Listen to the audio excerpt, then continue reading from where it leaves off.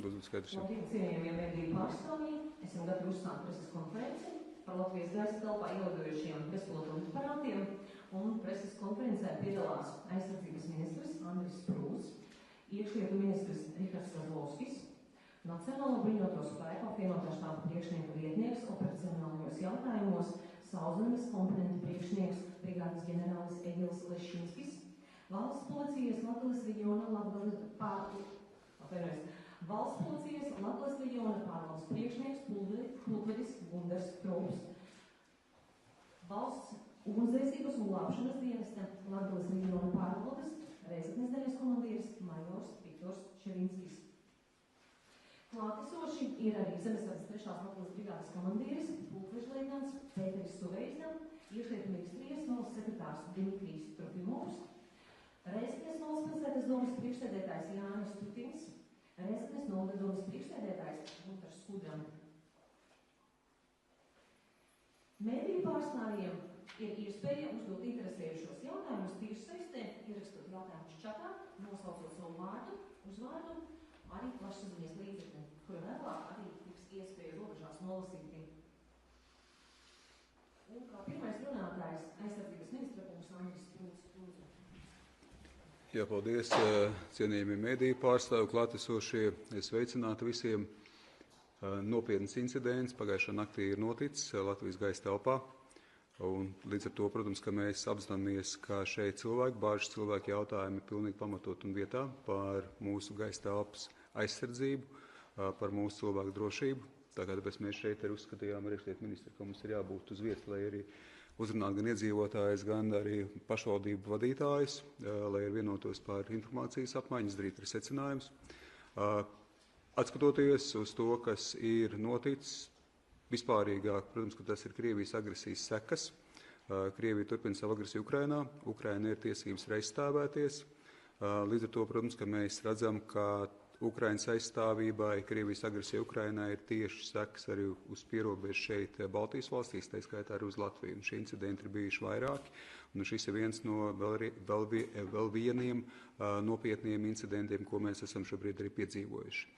Mēs kopīgi stiprinām gan ar sabiedrotajiem, gan arī pašu savu aizsardzību, pretgaisa aizsardzības sistēmas, gan detekcijas ziņā, gan pretdarbības ziņā, bet, protams, ka jārēķinās ar to, ka šādas spējas nevienā valstī, arī Latvijā, nav absolūtas, un līdz ar to, protams, ka šeit šīs spējas ir ierobežotas.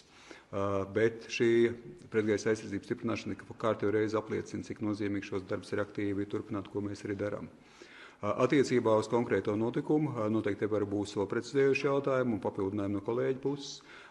Tika iedarbināta arī šūnu apraidi brīdināšana, atbilstoši tā informācijai, kas konkrētā brīdī bija arī pieejama. Pēc tam, kad bija informācija par to, ka apdraudējums ir beidzies, tad arī tika atsaukt šis brīdinājums par gaisa apdraudējumu. Tika izvirzītas arī vienības, pretgaisa aizsardzības vienības, kas ir izvietotas arī šeit pierobežā jau uz pozīcijām, lai būtu arī gatavi rīkoties, pretdarboties. Tika pacelt gaisā arī NATO iznīcinātāji, kas arī patrulē ilgstoši šeit arī gaisa telpu. Līdz ar to, protams, ka visas šīs aktivitātes ir pretdarbības ziņā tika arī veiktas, bet vēlreiz, kā mēs redzam, tad, protams, ka šīs pretdarbības iespējas nav absolūtas, tām ir savi ierobežojumi. Es šobrīd arī šeit apturēšu tālāko informēšanu, bet es esmu gatavs, protams, turpināt, tā kā kolēģi noteikti papildinās. Tā kā paldies no manas puses. Paldies. Vārds piedalās iekšlietu ministriem. Rihardam Kazlovskam. Labdien, godātie mediju pārstāvji, dāmas un kungi. Jā, aizsardzības ministrs teica, šodien attiecīgi noticis šis incidents. No savas puses ievadam arī gribētu pateikt, ka reāli iedarbinot šūnu apraidi, arī pēc tam viņu atceļot, ir radušies daudz jautājumu, arī dienas kārtībā par rīcību, kā rīkoties, un izskatās, ka arī varbūt manā vismaz vērtējumā pārāk sadrumstalot mēģināt atrast pareizu algoritmu, un pareizais algoritms rīcības ir ietverts šajā brīdinājumā, paziņojumā, kurš skaidri norāda, ka šāda apdraudējuma gadījumā kā jārīkojas. Līdz viņa atcelšanai faktiski nekādas citas darbības nebūtu veicams. Jāsaka, arī iebraucot Reizeknes pilsētā, apdraudējumam esot, var redzēt, ka Reizekne dzīvo savu dzīvi ierastā kārtībā. Un tas, protams, šajā gadījumā ir tomēr arī visas sabiedrības atbildības jautājums, jo, kamēr šis brīdinājums nav atcelts, līdz ar to, protams, pastāv arī reāls apdraudējums, kā mēs redzam, šis drons, kas ir nokritis attiecīgi šīs naftas bāzes teritorijā, ir detonēts. Un, protams, kamēr nav konstatēts, ka mums jāizstāvpi droši, nebūtu tomēr jāuzsāk normāls ikdienas dzīves gaids, kas attiecās uz konkrētiem novadiem, kuros šis brīdinājums ir izsludināts. Un tāda rīcības algoritmam arī jābūt ļoti vienkāršam. Ja mēs mēģināsim viņu sadrumstalot un mēģināt nozariski risināt katru atsevišķu gadījumu, visticamāk mēs šos jautājumus tikai sarežģīsim, nevis varbūt tieši otrādi vienkāršosim. Līdz to no savas puses gribu teikt, jā, arī būdams attiecīgi notikuma vietā strādāja gan mūsu glābšanas dienas, gan valsts policija, par ko arī tālāk arī dosim droši vien iespēju arī izteikties mūsu kolēģiem no valsts policijas un glābšanas dienesta. Notikuma vietā darba veids eksperti arī ir atbilstoši ierosināts krimināla process. Pašlaik, kā mēs publiski teikuši, arī notiek vēl meklēšanas darba. Joprojām aicinu arī iedzīvotājus, kuri varbūt klausīties un redzēs mūs, tomēr arī konstatējot, varbūt iespējams nokrituši šādu bezpilotu gaisa kuģi, netuvoties viņiem, bet nekavieties informēt mūsu dienas, lai viņi varētu ierasties vietā un kopīgi arī ar šo vietu apsakot un nepieciešamības gadījumā arī neutralizēt iespējams bīstamo objektu. Līdz ar to droši vien arī ievedam no savas puses, es gribētu teikt, tas būtu viss, protams, beigās iespējams jautājumu. Paldies! Paldies, ministra kungs! Vārds tiek dots Nacionālo brīvprātīgo spēku apvienotā štāba priekšnieku vietniekam operacionālajos jautājumos brigādes ģenerālim Ieguldam Šinskim. Lūdzu. Godātie preses pārstāvji, dāmas un kungi, jā, kā jau tika minēts, tad šajā naktī notika vairākie incidenti ar dronu ielidošanu Latvijas gaisa telpā. Konkrēti tika fiksēti vismaz 3 šādi incidenti, bet fakti vēl joprojām tiek pārbaudīti gan mūsu sensoros, gan arī no pārējās mūsu rīcībā esošās informācijas.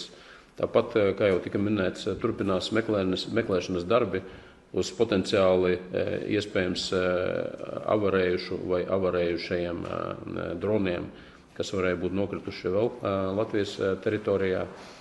Kā jau aizsardzības ministrs minēja, tad tika aktivizētas mūsu pretgaisa aizsardzības grupas šo incidentu laikā. Tāpat tika aktivizēta Baltijas gaisa patrulēšanas misija, reaģēja franču iznīcinātāji nakts laikā, uzturējās gandrīz stundu Latvijas gaisa telpā un nodarbojas ar attiecīgi lidaparātu meklēšanu.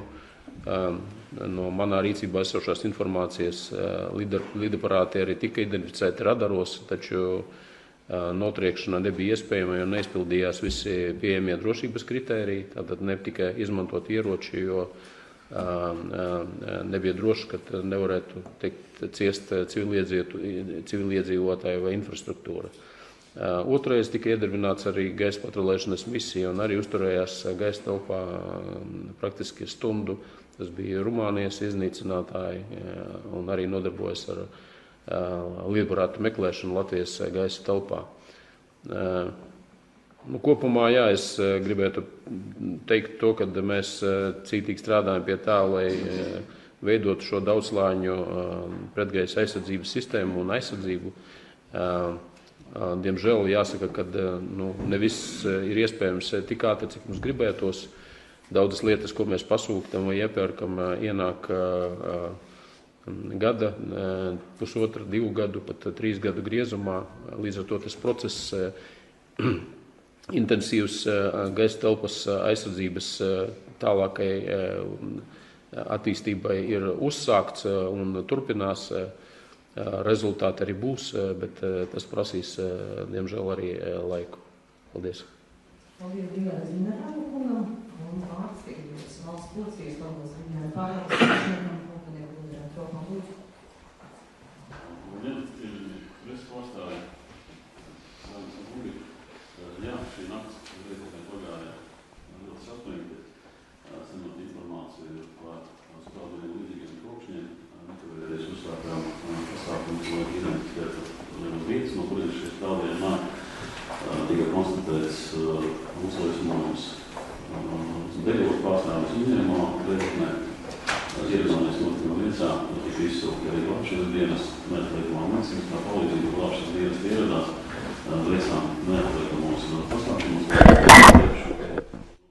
drošību.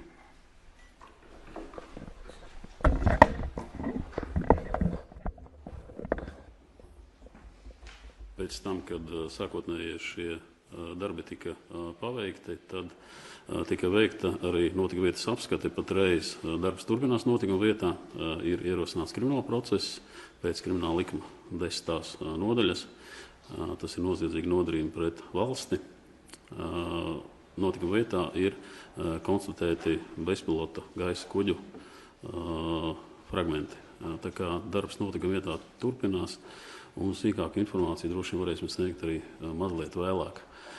Papildus vēlos pieminēt arī, ka publiskā telpā ir parādījusies fake informācija par nesen notikušo atgadījumu saistībā uz Latvijas dzelzceļa, kad aizdegās vilciens. Publiskā telpā parādījusies, kad iespējams tur iesaistīts ir kāds bezpilota gaisa kuģis. Var apgalvot, ka veicot arī sākotnējās darbības šajā notikumā netika konstatēta bezpilota gaisa kuģu nepaliekas, neklātbūtne. Tā kā vēlos arī informēt sabiedrību, kad lūgums atturēties no šādām nepārbaudītām informācijām, ja, un šādas informācijas nepublicēt, jo par to ir paredzēta atbildība. Man īsumā par būtu viss. Paldies! Paldies, Kukaža kungs. Vārdskai dodas valstu ugunsdzēsības un glābšanas dienesta, tāpēc video pārvaldes, un mēs Denis Palangievi majorā Viktorā Švīci. Labdien, cienījami preses pārstāvji, dāmas un kungi. Tātad valsts uguns glābšanas dienests šorīt sākot no 3:30 saņemam vairākus zvanus uz tālruņa numuru 112 par iespējamiem negadījumiem Reizeknes pusē. Tā ir skaitā par iespējamo aizdegšanos naftas produktu uzglābšanas objektā Reizekne komunāla ielā. Un ierodoties notikumā vietā, tika secināts, ka ārējās iedarbības rezultātā tika bojāti 4 rezervuāri. Vienam rezervuāram dega apšūms 30 kvadrātmetru platībā, un tas operatīvi tika nodzēsts. Ja. Tā kā rezervuārus neatradas naftas produkti, un izmantoja termokameras, tika apsekoti arī pārbaudīti blakus esošie rezervuāri, un tad paaugstināta temperatūra netika konstatēta. Tad notikuma vietā strādāja ugunsdzēsēji glābēji ar 6 autocisternām un autokaru. Tā kā īsumā par šo notikumu un ir viss. Paldies, Mēra kungs. Paldies profesionāli paziņojumiem, tad laiks jautājumiem. Viens no jautājumiem ir dienas panorāma Vitā Astratē. Kāda ir ticamā versija nomaldījies drons, nomaldījies un pārtverts drons vai provokācija? Kādas ir iespējas tos pārtvert? Vai droni netiek šauti iznīcinātājiem, vai mums ir pārtverti?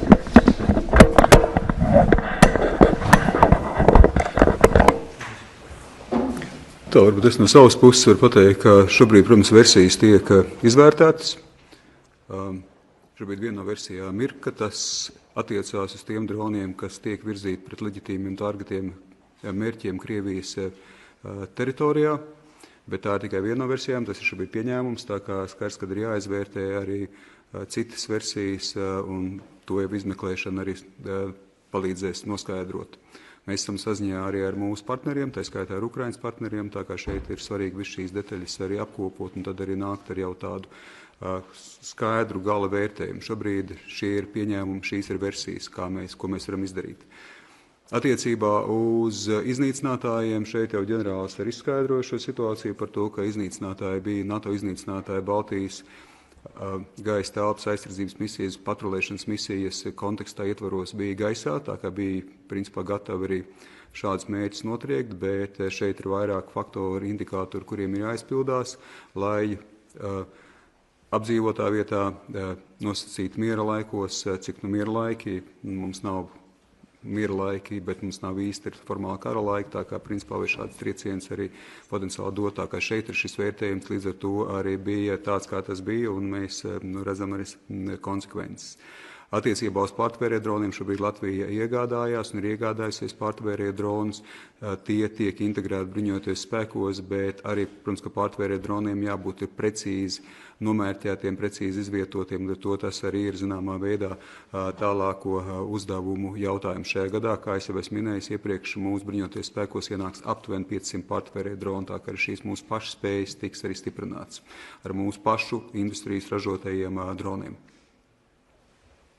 Jā, ir arī papildināt no savas puses to, ko jautājumu daļā par nomaldījušos vai apzināti vadāmo dronu, tad arī tās visas versijas un krimināla procesa ietvaros, kā es minēju, pašlaik arī notikuma vietā strādā eksperti, un kā arī tika norādīts sadarbībā arī ar Ukrainas kolēģiem, protams, tas jautājums tiks risināts, un slēdzienu pašlaik, protams, izdarīt ir pāragri. Ziņu dienas panorāma, kā skaidrot, ja paliež simtiem dronu un daži tikai iemaldās, ja vispār iemaldās šeit.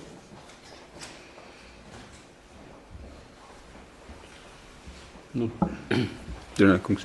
Jā, es varbūt nokomentēšu tad, no tehniskā viedokļa, tad, ja tas ir kaut kāds dronu uzbrukums organizēts, kur ir kaut kāda liels skaits dronu iesaistīts, tad, protams, kad kaut kādas elektromagnētiskās kara darbības ietekmē, daļa no šiem droniem arī var tikt ietekmēta un arī novirzīties no iepriekš paredzētās trajektorijas. Taču es gribētu pieturēties arī pie tā, ko aizsardzības ministrs tikko teica, kad sagaidīsim tomēr izmeklēšanas rezultātus. Mēs identificēsim dronu atliekas, identificēsim visas datus, kas tiks saņemti izmeklēšanas rezultātā, konsultēsimies ar sabiedrotajiem, un tad es domāju, mēs ar lielāku pārliecību varēsim teikt, vai tas ir bijis šāds Ukrainas uzbrukums leģitīmiem mērķiem Krievijā, uz ko jau, kā jau tika minēts, Ukrainai ir pilnīgas tiesības un pat pienākums savas valsts aizsardzības labā, vai arī tā varētu būt kaut kāda veida provokācija. Pašlaik es negribētu sniegt nekādus apgalvojumus šajā ziņā. Paldies. Ziņu dienas panorāma, Vizāns Pretēt, jautājumi jautājumu. Vai tehniski ir iespējams, ka Krievi pārtver dronus un novirza mērķēt uz konkrētu vietu? Iespējams, Krievi pārtver šādu Ukraiņu dronus un mēs faktiski savā pusē neko arī nevaram darīt.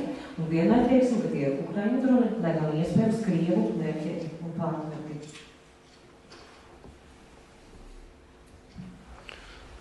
Tad es domāju, ka nekādu varbūtību nevar izslēgt, tāpēc, ka gan Krievijas ražotie droni nonāk Ukraiņu rokās, gan tāpat Ukraiņu ražotie droni tiek pārtverti vai kaut kādā citādā veidā nonāk Krievijas rokās.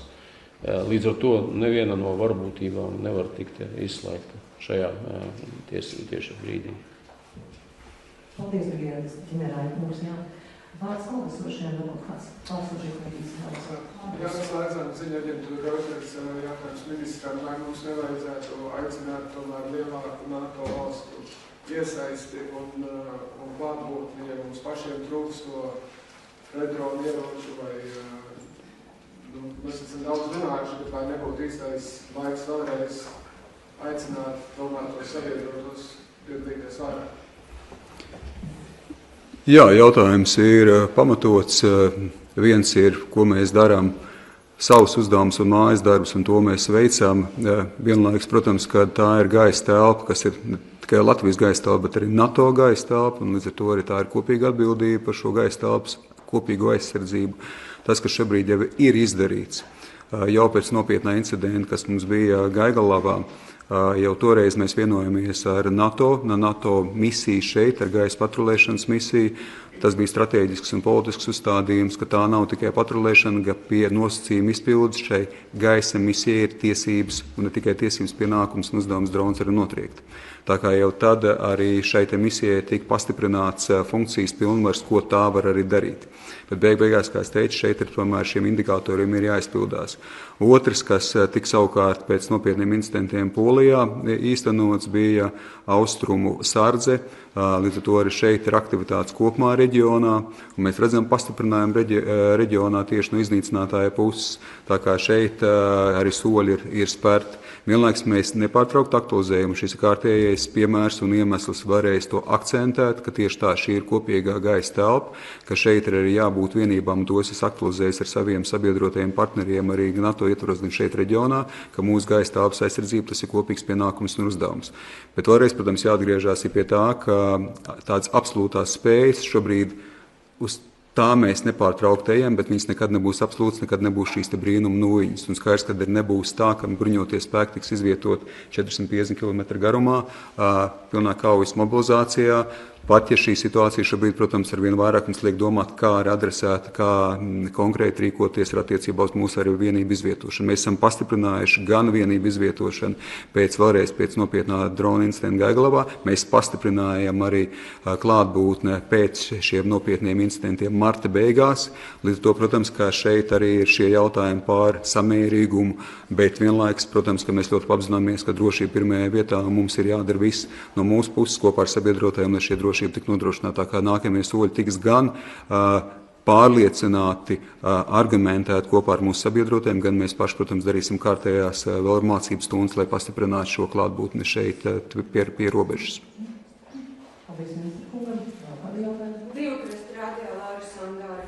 Sakiet, lūdzu, vai šonakt naktī nevajadzēja tomēr iedarbināt trauksmes sirēnas, nevis pēc krietna laika tikai iedzīvotāji saņēma burtiski pēc 2 sprādzieniem šo apraides paziņojumu? Paldies. Es pavisam īsti no savas puses, šūna apraide tika iedarbināta 4.09.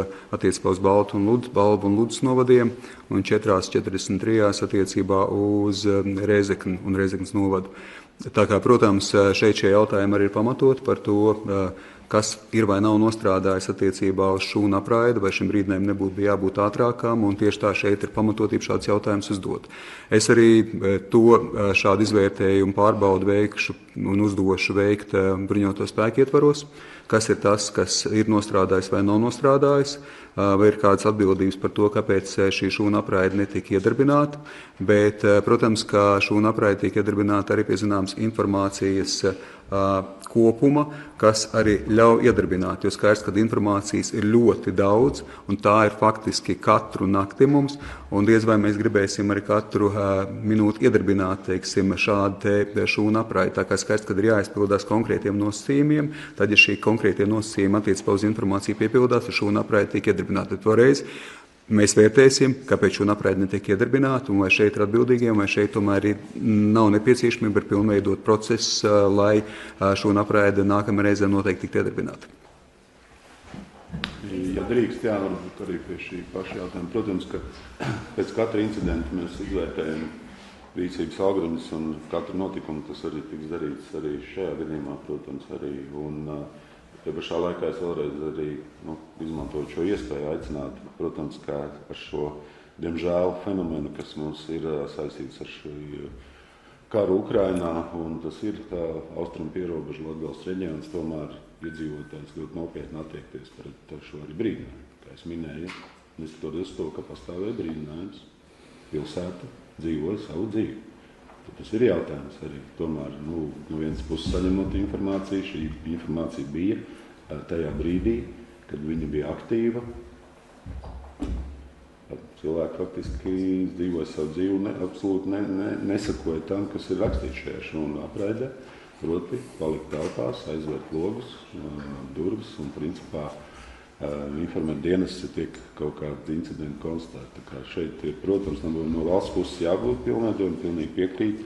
Kā es minēju, mēs nespēsim saražot instrukcijas katrai nozarei, katrai iestādei atsevišķi. Ir šis kopīgais paziņojums, kurš bija, bet jāsaka, ka rīcības, kas ir rakstīta konkrētā paziņojumā, es nevaru teikt protams, kopumā par visu sabiedrību, jā, bet, kā es minēju, ka pilnīgi noteikti nekas neliecināja par to, ka cilvēki ir palikuši telpās un aizvēruši logus.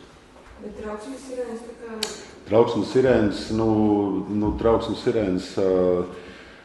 Trauksmes sirēnas, jebkurā gadījumā, ir mums paredzētas, kur pēc tam sekos informācija par to, kas ir noticis tālāk jau pakārtotos informācijas avotos, faktiski mēdījos un tā tālāk. Līdz ar to šī būtu informācija, jebkurā gadījumā, kas pēc tam būtu jānolasa, trauksmes sirēna, bet manā skatījumā, kā es minēju, ka šī ir sistēma, kas ir principā uzbūvēta tā un iedarbināma pietiekami ātri. Jautājums ir tiešām tikai par apusēju izpratni par apdraudējumu veidu, jo vēlreiz uzsver, kā mēs redzam, viņš ir pilnīgi reāls un nopietnas. Diemžēl var skart mūs iepriekš nebrīdinot arī. Tā ir realitāte. Rezeknes novads deputātes Stepule gribētu nedaudz papildināt jautājumu par šūnu apraidi. Sakiet, lūdzu, vai jūs esat dzirdējuši šūnu apraidi? Es runāšu valsts valodā, bet šūnu apraide nav valsts valodā. Tā nav saprotama un tā nav skaidra. Attiecībā uz šūnu apraidi gan māja mēneša sākumā man mazdēlam mobilējam telefonam atnāca apraidījums, ka ir apdraudējums. Man atnāca noraidījums, ka apdraudējums ir atcelts. Savukārt manam mazdēlam līdz šim brīdim apdraudējums, kas tika izziņots, nav atcelts. Arī šodien daudzi cilvēki, kas saņēma apraidījumu šūnā, nesaņēma otru apraidījumu par to, ka apdraudējums ir beidzies. Tādēļ jums vajadzētu noteikti padomāt pie tās sistēmas, kā viņa darbojas, un apraidījums valodā ir gan vīrieša balsī, gan sieviešu balsī.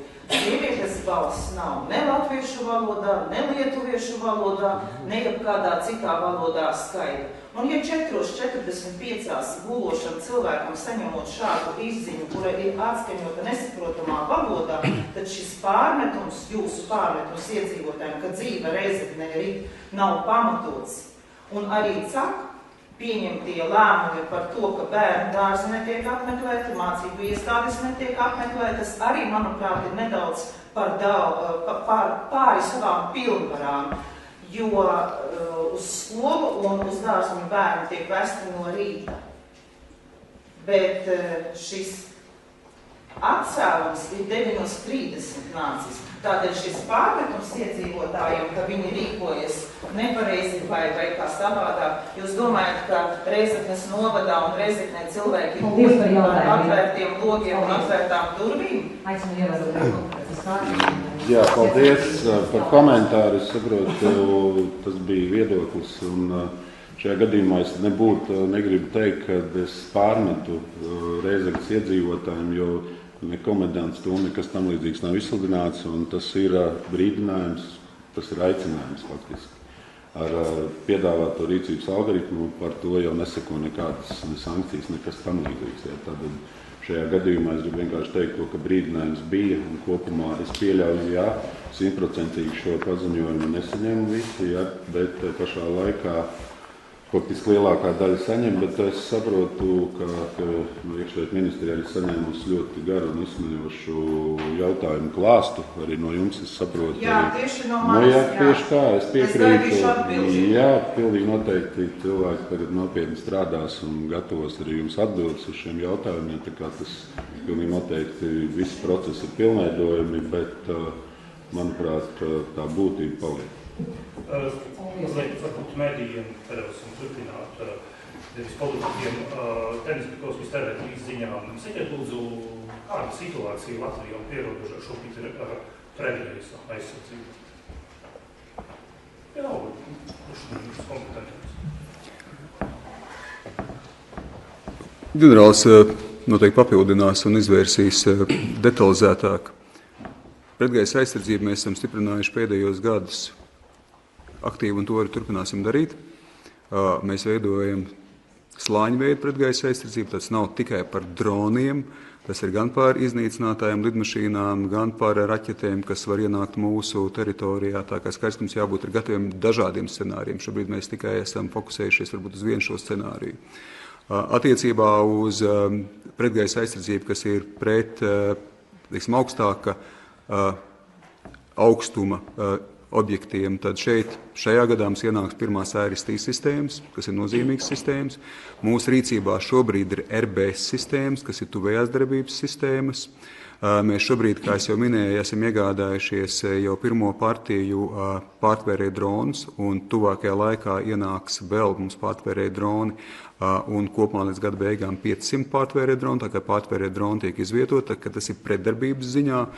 Attiecībā uz detekcijas sadaļu mēs esam izvietojuši, ka ar visu austrumu robežu pirmā NATO dalībvalsts vēlreiz pēc šī nopietnā drona incidenta Gaiglavā akustisko detekciju.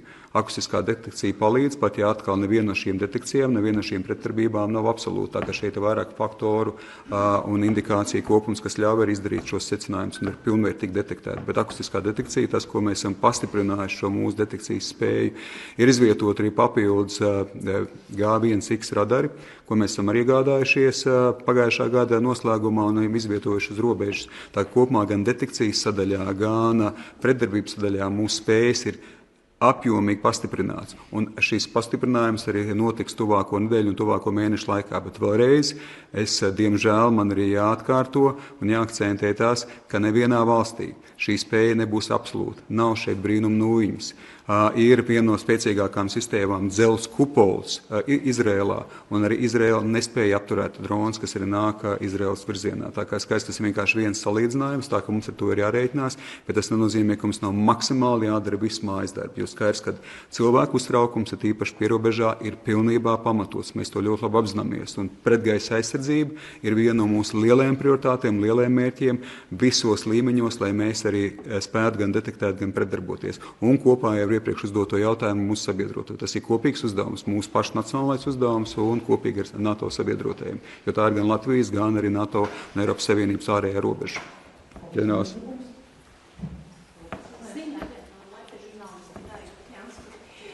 Man ir jautājums aizsardzības ministram. Iepriekšējā reizē martā jūs informējat par to, ka Ukraiņi brīdinās Latviju, ja viņi raidīs šos dronus Krievijas virzienā. Vai šoreiz šāds brīdinājums Latvijā tika saņemts? Tas, ko es teicu iepriekš, un var atkārtot, mēs esam nepārtrauktās gan sarunās, gan konsultācijās ar Ukrainas pusi. Arī šodien es sazinājos ar Ukrainas pusi. Un arī, protams, pēc visiem šiem incidentiem, kas mums ir bijuši. Tieši pirms incidenta, vai mums bija kāds brīdinājums par šādiem notikumiem naktī? Mums ir brīdinājumi vai kopumā uzstādījums no Ukrainas puses, ka, protams, kad viņiem ir tiesības un pienākums dot triecienus pa militāriem un leģitīmiem objektiem, mērķiem Krievijas teritorijām, viņi to turpinās darīt. Par konkrētiem notikumiem, par konkrētu trajektoriju, tā būs Ukrainas puses izvēle, vai viņi mūs brīdinās, vai viņi mūs nebrīdinās. Un šāda informācija parasti ir operatīva rakstura informācija. Es varbūt varētu papildināt aizsardzības ministru. Protams, kad nav tā, ka mēs pavisam nezinām, kad notiek, teiksim, kaut kādas Ukraiņu darbības. Mēs saņemam informāciju, kad ir notikuši, teiksim, kaut kur dronu triecieni kaut kādos virzienos.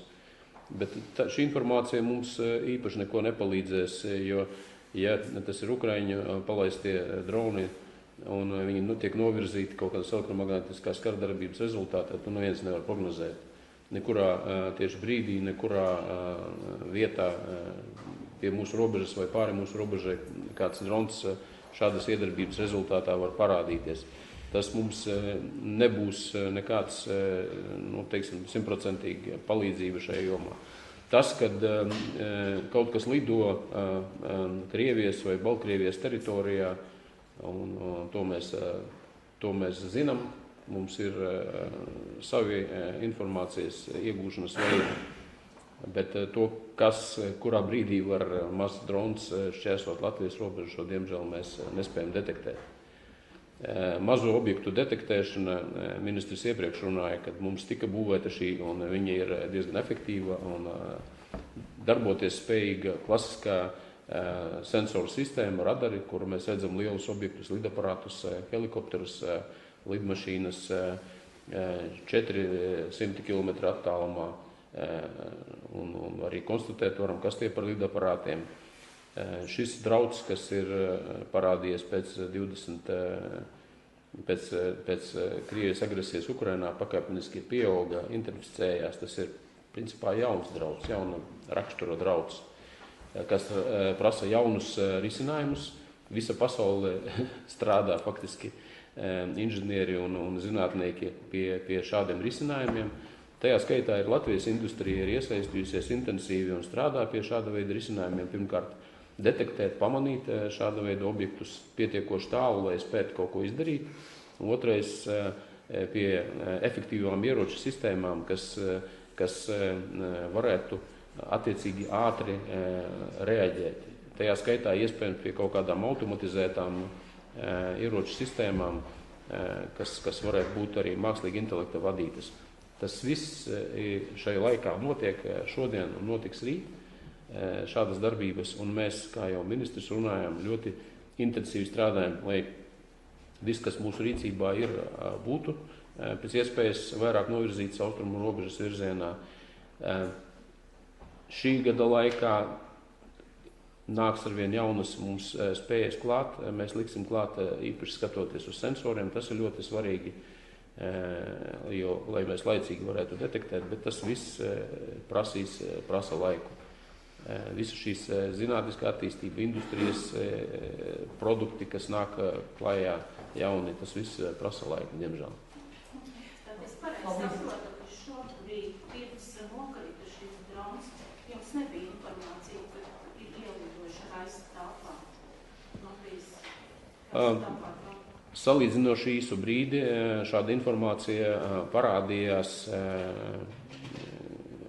vismaz 3 gadījumos šonakt, bet pirmajā gadījumā, kas bija diezgan īss, kad akustiskajos sensoros mēs redzējām objektu, tas bija faktiski nepilni 10 minūšu laikā, un arī jāsaprot, ka tas akustiskais sensori, kas uztver šos signālus, pirmie signāli, kas nāk, mēs no tiem nevaram izdarīt nekādu secinājumu, jo pirmie signāli rādas no dažādiem objektiem, kas rada skaņu mopēdi, motocikli, transporta līdzekļi.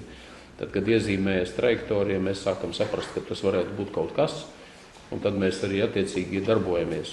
Šajā gadījumā objekts avarēja pirms mēs paspējam kaut ko vispār izdarīt. Tika aktivizētas, protams, mūsu pretgaisa aizsardzības grupas, tika aktivizēta Baltijas gaisa patrulēšanas misija un arī uzturējās gaisā ļoti ilgi, bet kā jau saku, tas diemžēl nesekmējās, lai tiktu identificēts attiecīgi mērķtiecīgi pozitīvi atzīts, ka tas ir nav kaut kāds objekts, kas ir civils, un līdz ar to arī netika veikta šāda mērķa iznīcināšana. Latvijas noslēdzošais jautājums. Latvijas reģionālā televīzija, Daugavpils televīzija, vai aizsardzības ministrija plāno iedzīvot apmācību par to, kā rīkoties parastam cilvēkam, ja viņi ir lidojuši dronu, kā uz to reaģēt, veikt, slēpties vai kā savādāk rīkoties? Kopumā mēs esam ciešā sazobē ar pašvaldībām. Skaidrs, ka viss, kas attiecās uz civilo aizsardzību, ir gan aizsardzības ministrijas, iekšlietu ministrijas, iekšlietu nozares, bruņoto spēku, pašvaldību uzdevums. Tā kā skaidrs, ka šeit koordinācijai un sadarbībai ir jābūt. Mēs esam noteikti arī atvērti tam, kad mēs meklējam ir konkrēts praktisks risinājums. Protams, ka konkrētajās situācijās arī tieši jau izziņā vai šūnu apraides vēstījumā ir norādīts, kas arī cilvēkiem ir jādara. Tā kā tur jau šie pamatprincipi ir noteikti ar papildus informāciju var iepazīties arī Sarks LV mājaslapā, aizsardzības ministrijas mājaslapā, iekšlieta resoru mājaslapās. Piemēram, ir aizsardzības nozara izdevusi vairākas arī rokas grāmatas, tai skaitās, kā rīkoties ar krīzes situācijām, kā rīkoties kara gadījumā. Tā kā tur arī var noteikti iegūt papildus informāciju, bet noteikti arī šīs praktiskās nodarbības, ja mēs ar pašvaldību šeit arī kopīgi vienojamies, tad mēs varam domāt arī par konkrētiem veidiem, bet tad jau, protams, būtu jāvienojas arī par to veidu, kādā veidā mēs to arī īstenojam. Bet tas noteikti nav tikai aizsardzības ministrijas atbildības joma, jo civila aizsardzība tomēr ir vairāku nozaru atbildības joma. Šeit šī sadarbība savstarpējā ir absolūti nepieciešama un teiksim tā, vajadzīga. Ja drīkst sanāks tieši pie šī atbildot to papildināt arī ministram, protams, tas varbūt divas lietas, ko gribu pateikt, kas ir viena lieta, kas ir, ko valdība jau lēmus, un pateicoties Norvēģijas finanšu instrumentam tieši Latgalē un arī Reizeknas novadā tiks uzstādīts papildus sirēnas, nodrošināt šo pārklājumu. Tas tiek nopietni apsvērts, nav gluži tā, ka mēs sirēnas ignorējam.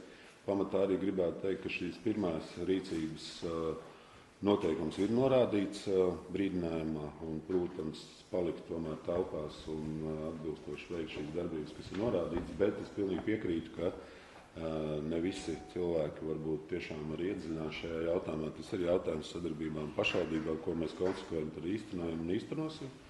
Un skaidrs, ka arī glābšanas dienestam ir paredzēts arī papildus speciāls kampaņas civilā aizsardzībā, arī pateicoties īstenībā arī Eiropas finansējumam, pietiekam apjomīgas kampaņas, un tās tiks arī īstenotas sabiedrības izglītošanai, informēšanai tieši civilās aizsardzības jomā un šodienas aktuālajiem izaicinājumiem. Paldies par atbildi. Pasaules to preses konferenci par noslēgtu. Aicināt sekot aktuālākai informācijai atbildīgajos dienestu mājaslapās un paziņojumos. Mēs esam gatavi. Bet individuāli. Mēs individuāli varam. Ir ļoti daudz neatbildētu jautājumu vēl palicis. Vai drīkst dažus jautājumus uzdot? Mēs noteikti esam gatavi individuāli atbildēt. Tā kā varbūt mēs nemūkam uzreiz prom, vienkārši dienestu arī tā situācija tāda, ka būtu jāļauj mūsu vadītājiem. Man nav iebildi. Paldies, es medīšu man te teikt. Jautājums aizsardzības ministram, jūs minējāt šos te algoritmus, kas tiek iedarbināti noteiktās situācijās, izvērtējot, vai drons tiek notriekts. Tātad tajā brīdī, kad Reizinē jau bija nokritis pirmais drons un pāri šai drona nokrišanas vietai pārlidoja otrs drons, tātad būtībā veica brīdi virs Reizinas pilsētas. Vai tas nebūtu bijis brīdis, kad būtu jāiedarbina šie iespēja droni notriekt, un ja nē, tad kas ir tas brīdis, kad drons tiek notriekts, ja šajā gadījumā tas lido pāri pilsētai? Pāri pilsētai mēs noteikti nedrīkst. Jā, ģenerālkungs noteikti var papildināt konkrēti par šiem militārajiem algoritmiem. Uzstādījums no manas puses ir pilnīgi skaidrs bijis. Mums ir maksimāli jāspēj detektēt, un mums ir maksimāli jādara viss, lai drons tiktu nosēdināts. Jebkurš drons, kas ielido mūsu gaisa telpā un kas ir neidentificēts un kuram ir risks, ka tas var apdraudēt iedzīvotāju dzīvību, veselību. Tā kā pilnīgi skaidrs, ka šeit uzstādījums pilnīgi visiem skaidri.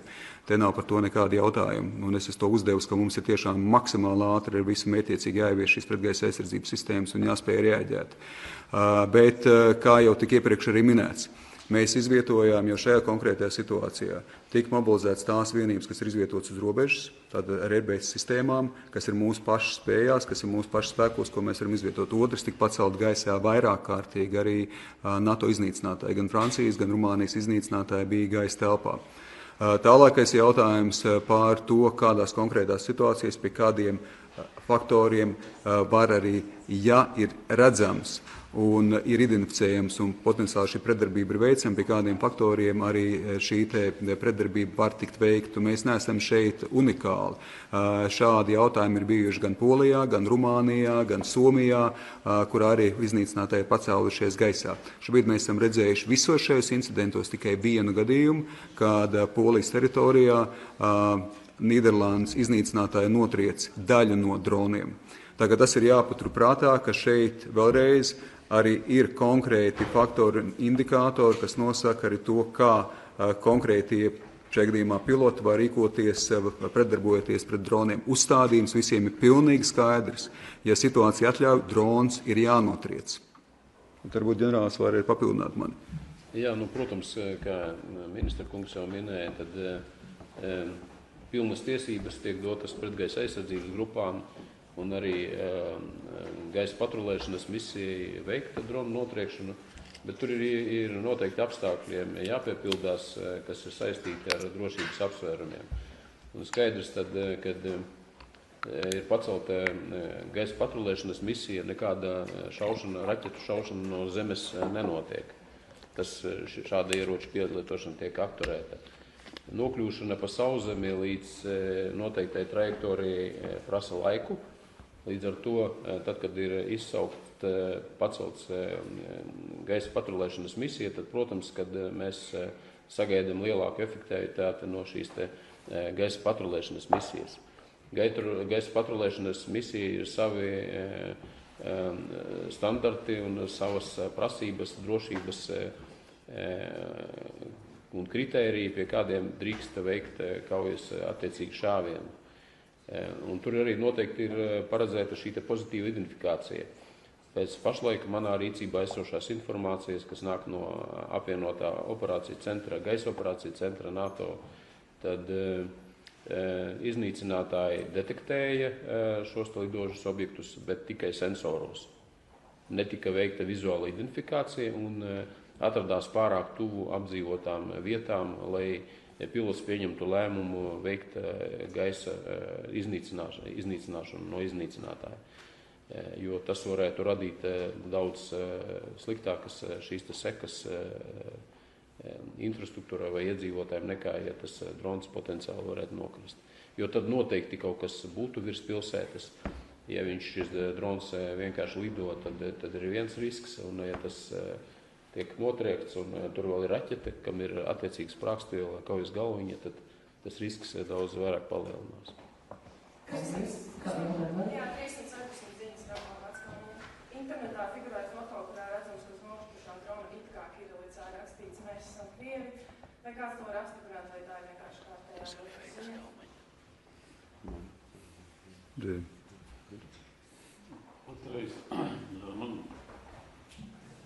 Patreiz šo informāciju apstiprināt nevar. Patreiz vēl notikuma vietā un vērtēs pierādījumus. Tā es nevaru apstiprināt šo atbildēšu.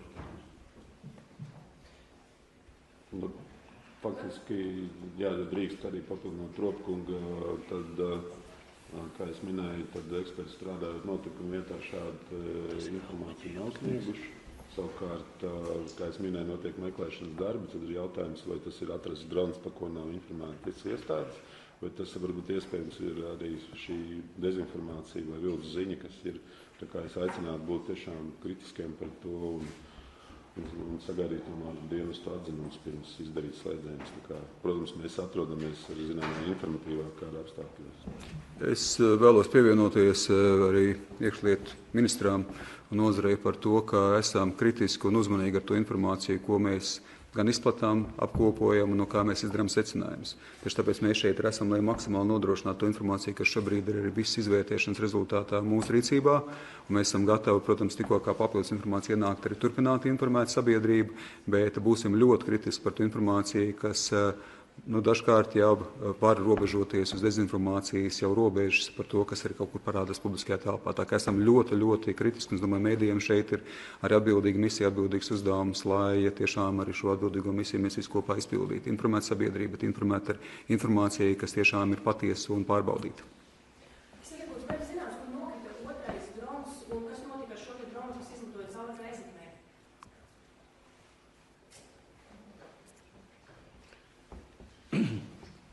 Es nevarēšu nokomentēt jums tādu informāciju, kurš cauri izlidoja, kurš gar Rēzekni nolidoja. Ir kāds, kas ielidoja noteikti Rēzeknē un izraisīja šo eksploziju un aizdegšanos. Un ir pēc mūsu sensoru datiem vismaz viens drons, kas izmeta, ja var tā teikt, līkumu gar Rēzekni. Bet man nav informācijas, ka tur būtu kaut kas pāri Rēzeknē lidojas vairākas reizes. es nebiju klāt un es nefilmēju. Nu labi, jā, bet es varu tikai teikt to par to, kas ir identificēts sensoros redzams, un es nevaru komentēt video jūs. Jā. Bet par šo otru nokritušo dronu, tātad jūs apstiprināt, ka otrs ir nokritis, bet tas ir kurā vietā? Es neapstiprinu, bet es arī nenoliedzu. Notiek meklēšana, ja tiks atrastas atlūzas daļas no iespējams nokritušā dronu, tad noteikti mēs arī sniegsim paziņojumu. Jā, un vēl jautājums par patvērtnēm. Tātad šajā brīdī, kad drons patiešām piezemēs arī Reizeknē un viens lido pāri Reizeknei, tad šobrīd ir aicinājums izskanējis, tātad šajā šūnu apraidē palikt mājās, bet kurā brīdī tas aicinājums mainās uz doties uz patvērtnēm, jo cilvēki arī sūtīja video, kā viņi no saviem balkoniem redz, kā daudzdzīvokļu mājām tas drons gana tuvu māju jumtiem nolido un attiecīgi, kurā brīdī būtu jādodas uz patvērtnēm. Šajā gadījumā droši vien tāds no manas puses komentārs varētu būt, mēs pašlaik runājam par divām, teiksim, salīdzinoši, ko jūs minat situāciju, kad ir vispārējais gaisa uzbrukums un mēs dodamies uz patvērtnēm. Ar to es saprotu mērķēt uzbrukumu, piemēram, Reizeknes pilsētē vai Reizeknes konkrētai infrastruktūrai, kurā ir arī iedzīvotāji. Šajā gadījumā, protams, šis faktiski ir iedzīvotāju vizuāli identificētais drons, tas primārā aizsardzības noteiktais arī rīcības algoritms ir noteikti šajā paziņojumā palikt attiecīgi un patvērties faktiski apdzīvotā vai slēgtā telpā. Šajā gadījumā droši vien, ka tāda pie individuāla dronu esamības, kas ir pašlaik mēs nevaram, protams, precīzi noteikt, kas tas par izcelsmu un, teiksim, kādu apstākļu dēļ viņš šeit ir nokļūst, bet joprojām tie ir atsevišķi gadījumi, kas ir, un tad līdz ar to pašlaik šis, manuprāt, arī pārdomātākais rīcības algoritms, bet es negribētu izslēgt tādu, es negribētu varbūt paredzēt tādu situāciju, bet, protams, tā ir absolūti cita situācija, ja mēs jau runājam par karu, kur tiek izmantot masveida dronu uzbrukums, simtiem dronu vienlaicīgi, kur tas jau vairs šāda te rīcības algoritms, kas ir pašlaik noteikts kā iespēja patvērties no iespējamā viena drona apdraudējumā, tad, protams, tas būtu viennozīmīgi tikai vienīgais risinājums doties uz patvērtnēm un patvērties maksimāli noslēdzot. Šajā gadījumā es droši vien teiktu tā, ka pašlaik šis ir adekvāts risinājums, kuru aicinājums būtu arī ievērot. Jelena Bobulēkas Latvijas laiks atbalīst tās baumas, ka Latvijas to atļaus Ukraina izmanto savu gaisa telpu. Tāpēc pie mums sākuši regulāri kristu droni. Kā jūs varētu komentēt šīs baumas? Kā es jau minēju iepriekš, izturēsimies kritiski pret baumām, pret informāciju, kas neatbilst patiesībai, tā kā šajā gadījumā es noteikti nevaru nekādā veidā apstiprināt šīs te baumas. Tieši otrādi, gaisa telpā, Latvijas gaisa telpa netiek izmantot nekādā veidā no citu valstu puses jebkādām aktivitātēm. Šo paturpinot, internetā gana daudz komentāru par to, ka tad iedzīvotāji rakstā no vienas puses mēs palīdzam Ukrainai, no otras puses pie mums papriko šie iespējams Ukrainas droni. Kā jūs to komentētu? Pamatots jautājums, un vēlreiz, protams, ka akcentēsim to, ka Ukrainai ir tiesības dot šos triecienus pa leģitīmiem mērķiem Krievijas agresoru valsts teritorijā. Tas ir tas, ko mēs redzam, tās ir sekas Krievijas agresijai, bet, protams, ka tieši tāpēc arī mēs esam saziņā ar valsts augstākajām amatpersonām, Ukrainas valsts augstākajām amatpersonām, arī savā līmenī ar aizsardzības ministrijas kolēģiem par to, ka skaidrs, ka šeit šīs situācijas viņām nevajadzētu notikt. Bet vēlreiz, protams, ka tas jau, kas šeit ir tik teikts, ka ja Ukraina, bet tā ir tikai šobrīd viena no versijām, ja Ukraina dod triecienus par šiem mērķiem Krievijas teritorijā, tad tie vispirms tiek novirzīti ar Krievijas rīcību, vai apzināti vai neapzināti, to mēs vērtējam. arī citu valstu virzienā. Tā kā šeit, respektīvi, jāskaidrs, ka šis te pamats ir uzdot jautājums par to, vai cilvēki ir drošībā, vai šajā gadījumā cilvēku drošību neietekmē ar Ukrainas dronu. Tā kā mēs ar šo ļoti skaidru signālu dodam, vēstījumu dodam mūsu Ukrainas partneriem. Jautājums pašvaldību vadītājiem. Kāda bija jūsu tā rīcība, kurā brīdī jūs sanācāt kopā un kā izlēmāt, ka izglītības iestādes šodien nestrādā un vai reiķinājāties arī ar to, ka tas ietekmē vecākus? Jā, es Gunārs Skudra, Reizeknes un Reizeknes novadas sabiedrības teritorijas civilās aizsardzības komisijas priekšsēdētājs, attiecīgi reaģējot uz informāciju, kas tika saņemta attiecīgajā signāla grupā par drona nokrišanu Reizeknes pilsētas teritorijā un attiecīgi šūnu apraides saņemšanas devos uz notikuma vietu, lai būtu notikuma epicentrā attiecībā uz visu situācijas brīdi izvērtēšanu, lai arī saņemtu nepieciešamo informāciju no atbildīgajiem dienestiem un attiecīgi pieņemot noteiktos lēmumus attiecībā uz turpmāko gan darbu, gan arī iestāžu darbību un, protams, komunicējot ar visām iestādēm jau pirms pieņēmām lēmumu un attiecīgi sagaidot informāciju gan no MBS, gan no valsts policijas un valsts ugunsdzēsības un glābšanas dienesta par rīcību attiecībā uz izglītības iestāžu darbu. Tad attiecīgi sakam civilās aizsardzības komisijai šis lēmums jāpieņem. Un attiecīgi mēs iestāžu atbildīgiem cilvēkiem pieņēmām šādu lēmumu, jo apdraudējums nebija beidzies, apdraudējums turpinājās. Un skolas beigtas sākas jau no 7:30, 6:30. Protams, mēs šo informāciju varbūt esam sagatavojuši un nosūtījām mazliet vēlāk. Tas bija 6:45, to, ka mācību process tiek pārtraukts. Un attiecīgi rīkojas arī valsts pilsēta, Lūdzes novads un Reizeknes novads. Un, protams, nodrošinot arī iespējamo darbu uz vietas izglītības iestādēs, jo nevar zināt, kuri vecāki jau devās savas darba gaitās un arī savas atlases ņēma līdzi skola, attiecīgi esot uz vietas darbiniekiem, tad nodrošināt šo pieskatīšanu bērnu, vai tas ir pirmskolas izglītības iestādē vai arī skolā un attiecīgi nodarbināt uz vietas. Latvijas vietējā Latvijas avīzija Ukraina tuvojas 9. maijs un ņemot vērā šonakti un arī publiskajā nebūtu telpu izskanējuši informāciju, cik droši var būt ierobežas iedzīvotāji un vai tiks pastiprināta drošība? No savas puses var pateikt, protams, ka mēs neatkarīgi no situācijas katru gadu iekšlietu sistēmas dienas gatavojās. Gan valsts drošības dienas ar savu analītisko kapacitāti un, protams, sadarbībā ar valsts policiju. Trokums, protams, varēs mani papildināt nepieciešams attiecībā uz teiksim, to sabiedriskās kārtības nodrošināšanu un incidentiem. Mēs gatavamies ļoti nopietni tomēr. Pašlaik mūsu rīcībā nav konkrētu norāžu par iespējamām jau gatavotām provokācijām. Mēs viņas, protams, izslēgt nevaram. Savukārt, protams, prognozēt to, kāda iespējamā varbūt rīcība varētu būt saistīta arī ar kādu vakar naktī esošu incidentu, mēs prognozējam. Un tam, diemžēl, mums šodien ir jābūt gataviem vai jārēķinās, varētu teikt, ar to, ka tas var notikt pie kurā brīdī. Bet dienesti pilnīgi noteikti 9. māju kopumā ne tikai Latgales reģionā, bet vispār kopumā Latvijā gatavojās atbilstīgi un faktiski ierastajā kārtībā, kā vienmēr, ja būs kāda informācija, sabiedrība tiks informēta, kā arī gribu norādīt to, ka, ja būs pamatot tāda konstatēta apdraudējuma pasākuma, var tikt aizliegt.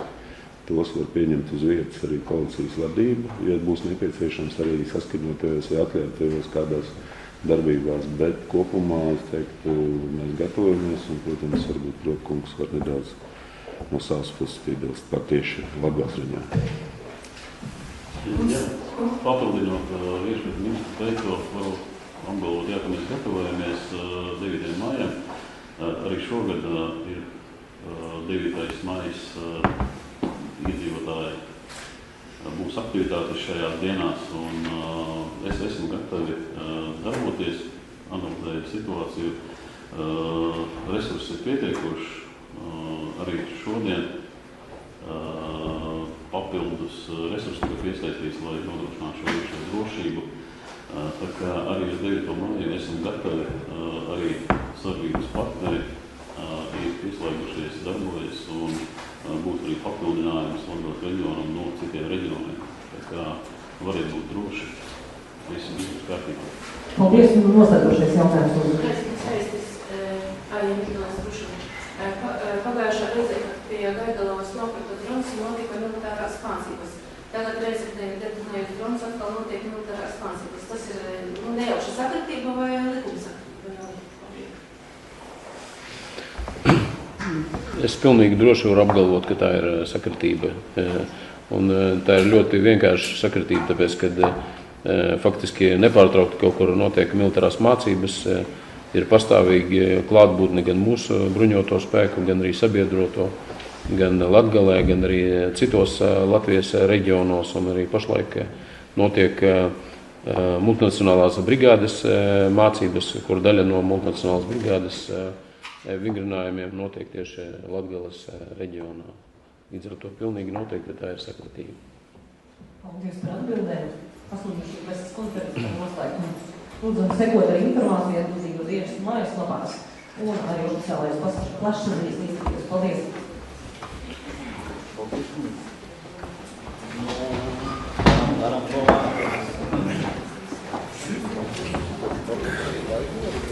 Ministra kungs, jūs to sanāksmi, cikos gribējāt? Es esmu devis ziņu, man tad varbūt kaut kāds laiks.